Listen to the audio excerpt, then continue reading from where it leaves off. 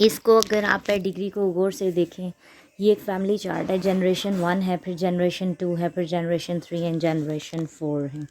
तो इसमें हम जो बॉयज़ हैं, जो मेल्स हैं, उनको हम एक स्क्वायर शेप से शो कर रहे हैं और फीमेल्स को हम सर्कुलर शेप से शो कर रहे हैं, और इनकी मैरिज लाइन शो की जा रही है बीच में। ठीक है, मैरिज लाइन शॉर्ट होगी जब इनके सिबलिंग्स हैं, जो बच्चे हैं इनके ऑफ स्प्रिंग्स, वो एक सिबलिंग लाइन रिप्रेजेंट कर रही है। आप देखें, आप यहाँ पर नंबर 2, 3, 5 एंड 6 ये आपस में बहन भाई हैं, और ये 1, 2, 3, 4 जो है जनरेशन शो कर रही हैं। तो बेसिकली अगर आप इसमें देखो तो यहाँ पे गौर करो तो इनके जो हैं 2 बेटियाँ और 2 बेटे हैं। नंबर 2 इनकी बेटी, 3 बेटा, 5 जो है इनकी बेटी और 6 इनका बेटा।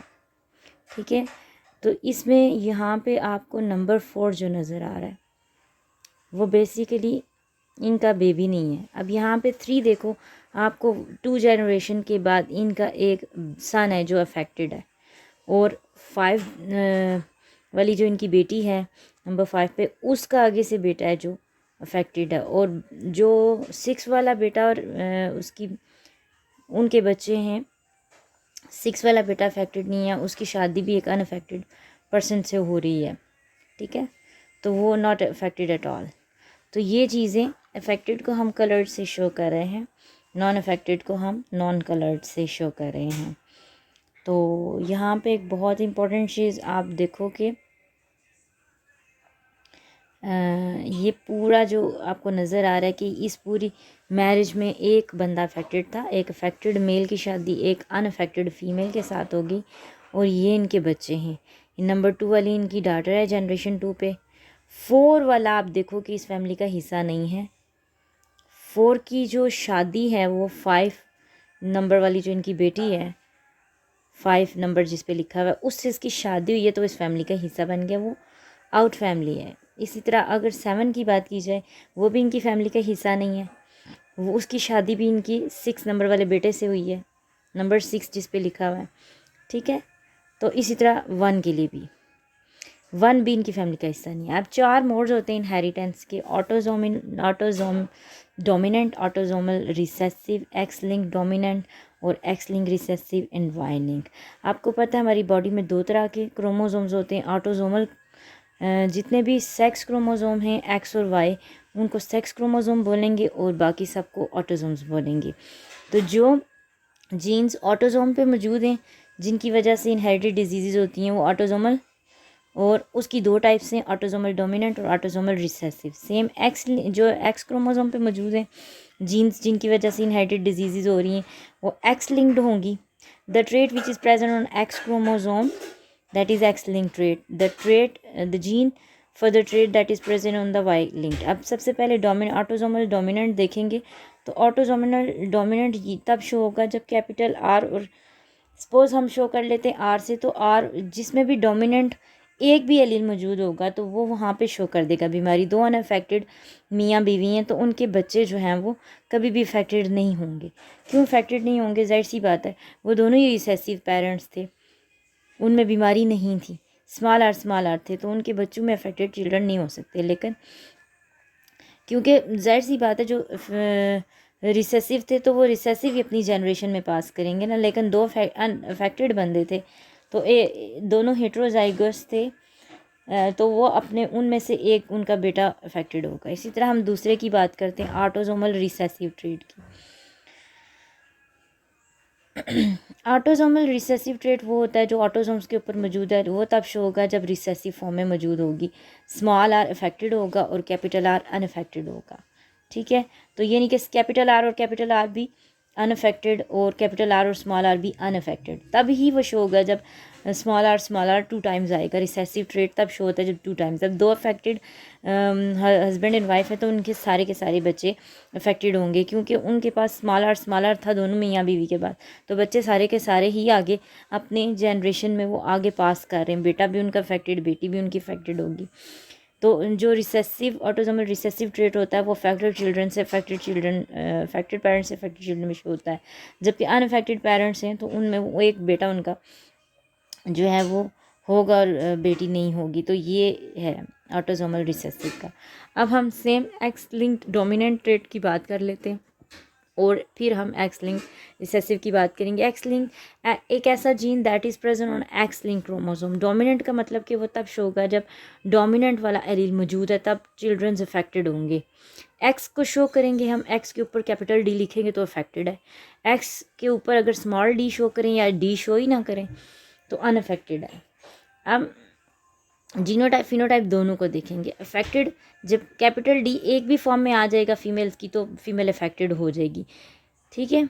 मेल्स में भी अगर एक ही आएगा, मेल्स में तो एक्स क्रोमोसोम होता ही एक है, तो एक आ जाएगा, उसमें एक ही एलील है, कैपिटल वाला अगर आ गया तो वो अफेक्टेड शो हो जाएगा। लेकिन फीमेल्स में ज़्यादा चांस है। अब यहाँ पे आप देखें जितना भी अफेक्टेड फादर हैं वो अपना डोमिनेंट वाला जो ट्रेट अपने तमाम बेटियों के अंदर वो शिफ्ट करेंगे, क्योंकि जो फादर होता है वो अपना एक्स ट्रेट जो है वो गर्ल के अंदर देता है, वाई वाला अपना जो क्रोमोसोम है वो बेटे को देता है। तो जितना भी फादर हैं एक्स लिंक डोमिनेंट ट्रेट को अपनी डॉटर्स के अंदर, जितनी भी उनकी डॉटर्स होंगी वो अफेक्टेड डॉटर्स होंगी। लेकिन एक फ़ीमेल है वो अपने सारे बच्चों को नहीं देगी, अपने जो कुछ बच्चे उसके अफेक्टेड होंगे उससे, ठीक है। तो नेक्स्ट आ जाता है एक्स लिंक्ड रिसेसिव ट्रेट। ऐसा जीन जिसका gene that is present on x chromosome and it's recessive form में होगा तो अफेक्ट करेगा। अगर एक्स है, ठीक है, तो रिसेसिव फॉर्म में है तो वो शो कर रहा है अफेक्टेड, यानी एक्स स्मॉल और एक्स स्मॉल और वो भी अफेक्टेड, एक्स स्मॉल और वाई वो भी अफेक्टेड, ठीक है। तो अनअफेक्टेड जो होंगे वो कैपिटल आर की फॉर्म में जो होंगे जितने भी वो अनअफेक्टेड होंगे। हेट्रोजाइगस भी अनअफेक्टेड होगा इसमें। और ये सिचुएशन है सिर्फ जब वो स्मॉल आर मौजूद होगा तभी वो अफेक्टेड इंडिविजुअल्स होंगे। लेकिन यहाँ पे थोड़ा सा एक डिफरेंट चीज़ ये है कि मेल्स के अंदर वो एक ही टाइम मौजूद होगा, जो एक्स लिंक रिसेसिव ट्रेट है वो तब भी मेल्स में शो हो जाएगा। वैसे रिसेसिव ट्रेट की बात होती है। अब एक अफेक्टेड मेल फीमेल को अगर नॉन अफेक्टेड मेल से हम करेंगे तो उसके सारे के सारे बच्चों के अंदर चला जाएगा ये जीन और एलील चला जाएगा स्मॉल आर वाला, और एक अफेक्टेड फीमेल के सारे बच्चे अफेक्टेड होंगे। और दोनों की अगर हम शादी करवा दें अफेक्टेड इंडिविजुअल्स की तो उनके सारे बच्चे जो हैं वो अफेक्टेड होंगे। तो ये है कि ये इस एक्स लिंक रिसेसिव ट्रेट की ख़ास बात है कि ये एक भी हो, स्मॉल आर अगर वन टाइम भी हो तो वो अपने आप को शो कर देगा, वहाँ पे वो शो कर देगा। अब एक अनअफेक्टेड जो है मेल है उसकी अफेक्टेड फीमेल से शादी करेंगे तो उनके हाफ ऑफ द जो ऑफस्प्रिंग है उनके अंदर बीमारी शो होगी और हाफ में वो बीमारी शो नहीं होगी, ठीक है, क्योंकि फादर जो है वो डॉटर को एक्स क्रोमोसोम दे रहा है, ठीक है। तो जो है फादर से डायरेक्ट सन के अंदर ये जो मदर है उससे डायरेक्ट सन में ये बीमारी अफेक्ट कर रही है एक्स लिंक्ड रिसेसिव। अब बात कर लेते हैं वाई लिंक्ड इनहेरिटेंस की, जो लास्ट रह गया। हमने चारों डिस्कस कर लिए हैं। वीडियो बहुत ही लंबी हो रही है तो हम इसको हाफ रखेंगे या इसको भी कंप्लीट कर लेते हैं। चलें, वाई लिंक जो है उसमें देखें कि जिसके अंदर वाई लिंक जीन है तो जितने भी मेल्स हैं उनके अंदर वाई क्रोमोसोम होता है, ठीक है। तो वो तो बाप जो है बेटों में ही वाई दे सकता है, तो जितने भी बाप हैं वाई लिंक जीन को अपने सन्स को दे सकते हैं। तो डेफिनेटली ये बीमारी सिर्फ बाप से ही बेटों में शिफ्ट होगी। अब एक पेडिग्री को हम देख लेते हैं। हमारे पास आपको एक पेडिग्री नज़र आ रहा है जिसमें हमने दो शादियां, दो मतलब जनरेशन वन एक तरफ शो की और जनरेशन एक फैमिली एक तरफ, दूसरी फैमिली दूसरी तरफ। एक अफेक्टेड इंडिविजुअल की फैमिली है जो शुरू ही अफेक्टेड इंडिविजुअल से हो रही है और उसकी शादी Y linked autosomal recessive, autosomal dominant या एक्स लिंक्ड रिसेसिव या एक्स लिंक्ड डोमिनेंट। अब आपने बताना है इनमें से ये डेफिनेटली ये फादर से सन में नहीं जा रहा तो ये वाई लिंक्ड तो नहीं है, ठीक है। ये हर उस पर भी शो नहीं हो रहा, हर जनरेशन पे